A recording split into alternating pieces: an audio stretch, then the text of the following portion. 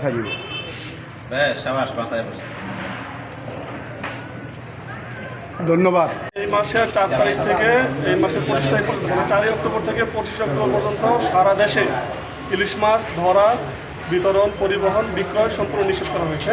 তারই অংশ হিসেবে আমরা প্রতিদিনের মতোই আজকে নবীগঞ্জ বাস স্ট্যান্ড অভিযান পরিচালনা করি এবং সেইখানে আমরা এই মোটামুটি 2-3 কেজির মতো ইলিশ জব্দ করি।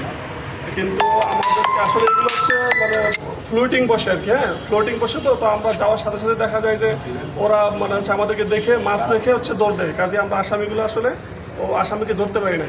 তো এই মাছগুলো আমরা জব্দ করে উপজেলা পরিষদে নিয়ে আসছি। এই মাছগুলো আমরা হচ্ছে এখন এই তিনখানে মানে লোক খবর দেওয়া হয়েছে, ওনারা চলে আসছেন, আমরা আপনাদের উপস্থিতিতে ওদেরকে এই মাছগুলো বিতরণ করব। ধন্যবাদ।